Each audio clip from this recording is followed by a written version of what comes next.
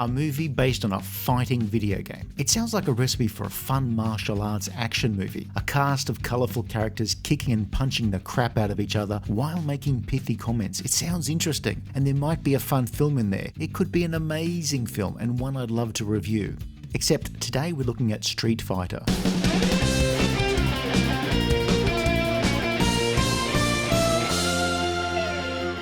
By the time Street Fighter came out in 1994, there hadn't been many movie adaptations of video games, and there sure as shit hadn't been any good ones. Cut to decades later, what's changed? Nothing much, they're still mostly garbage. Street Fighter tells a weird story where self-appointed General M.Bison is holding the world to ransom, and Colonel Guile makes it his mission to stop him with the help of various people who all have some loose association with each other in various ways. You will choke on those words, Guile. Anytime, big head. Cammy is his second in command. Reporter Chun-Li wants revenge on Bison, who killed her parents. But for me, it was Tuesday. Ken and Ryu are grifters looking to con Sagat in an arms deal. Guile arrests them all. Are you the same as Sagat and Bison? Or am I right?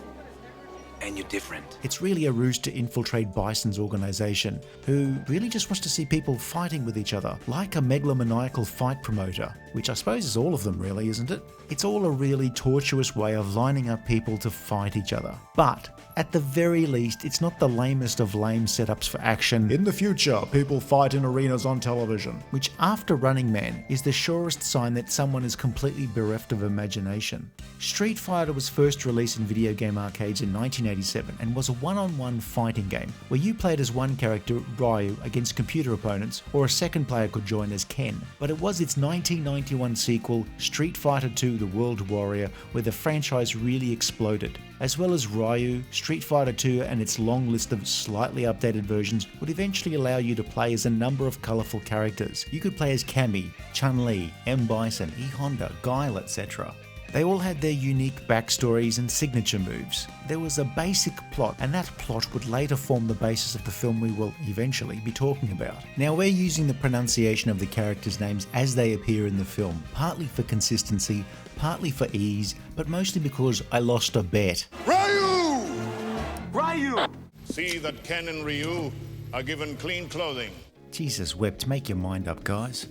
The game's creator, Japanese game developer and publisher Capcom, would milk Street Fighter's success in arcades and home systems for all it's worth, releasing updated versions of Street Fighter 2 again and again. Street Fighter was an absolute phenomenon for Capcom, which is not bad for a company that doesn't believe in using spell checkers. So Capcom investing in a movie version of Street Fighter seemed like a great idea.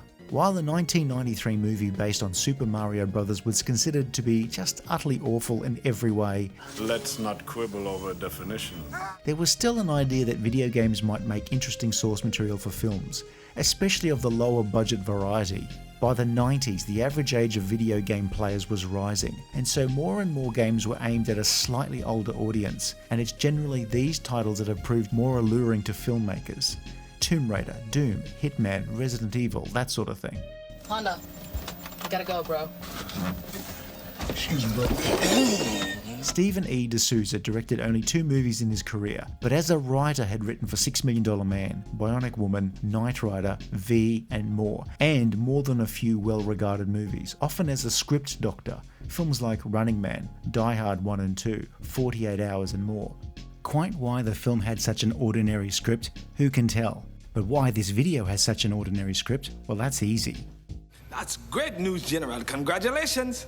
On the contrary, I mourn. Okay. Capcom had a huge stake in the success of the film, insisting on script approvals and a December 1994 release, meaning the film would have to be made in a fairly tight time frame. Raul Julia's illness meant scenes were shifted around, with the knock-on effect being that the cast had very little training before filming their big action scenes. No one tells me anything. It does show, but when you're watching this, you're not thinking, it's a pity that they didn't have enough training before filming commenced. You're thinking, that's a bit, Raul Julia is easily the most compelling actor in the film, overacting shamelessly in what would be his final role, but he at least gets the goofy tone of the material and manages to make the most of it, and in the end is by far the best thing about the movie. I think the food court should be larger. All the big franchises will want in. Star Jean-Claude Van Damme has the martial arts moves, but in terms of acting, he has fewer chops than a butcher that's just gone out of business. Are you men enough to fight with me? Anyone who opposes me will be destroyed. In the film about martial arts fighting, the action isn't anything to write home about, and neither is the acting. Van Damme is barely intelligible, I'm counting on you. meaning his pithy one-liners fall flatter than a stuntman on his first day. What will prevent him from taking more hostages next month and asking for 50 billion? In fact, very little about this film is worth writing home about, so much so that your friends and family may very well send out a search party to see if you're okay. All we have to do is to infiltrate someone into his gang. It takes a certain naive courage to write jokes for Jean-Claude Van Damme and expect results that don't belong on a blooper reel. Well, I'm the Reaper Man, and you're out of business. Also, in this film at least, Van Damme comes across as an enormously smug douchebag. You're joking. The production design is mostly quite good, and there's some nice atmospheric lighting in some scenes. Oddly enough, the editing seems to be faster paced during dialogue scenes than it does during the action, which leads me to assume they were confident about one more than the other. I don't think so. Street Fighter's budget wasn't massive, £5 British, so that was stretched as far as possible. Firstly, filming in an underdeveloped country like Australia? Is that how you meant to say it? Jean-Claude Van Damme's fee ate up a huge chunk of the budget. You got paid? Which meant most of the rest of the film was cast as cheaply as possible. People either at the start of their career or just cheap. Of the cast that later had successful careers, none broke out because of their appearance in this film. In fact, clips of Street Fighter of the sort of embarrassing role that's always dragged out whenever talk show hosts want to embarrass their guests. Oh yes, I can. There are other characters from the games: Dalsum, DJ, Zangief, Balrog, Blanca, Vega, Honda, Mazda and Subaru. We're on the same side! For a movie called Street Fighter, most of the fighting is done indoors, but indoors fighter doesn't sound as cool. Street Fighter was reasonably successful for Capcom, though it didn't kick off a franchise with dozens of sequels. You've lost your balls. It received a critical mauling, partly because critics at the time didn't understand the goofiness of the source material, but also because it's just not, super great. Colonel, you can't! What it is it's fun if you're in the right frame of mind.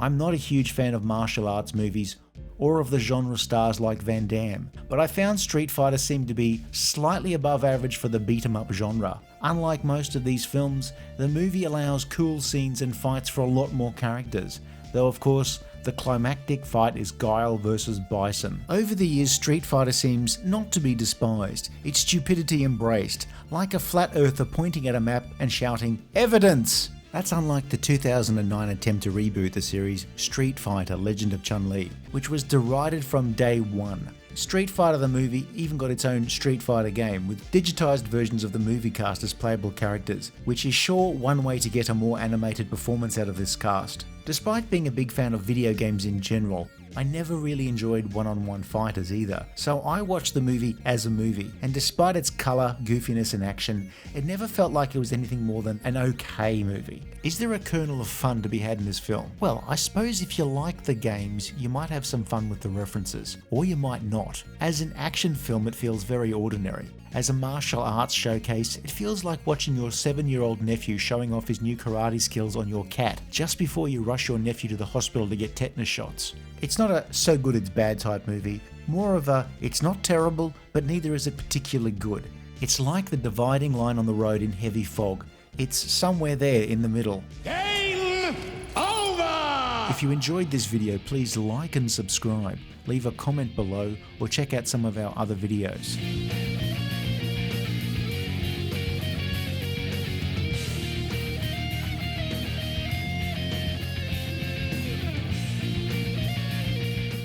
We can all go home.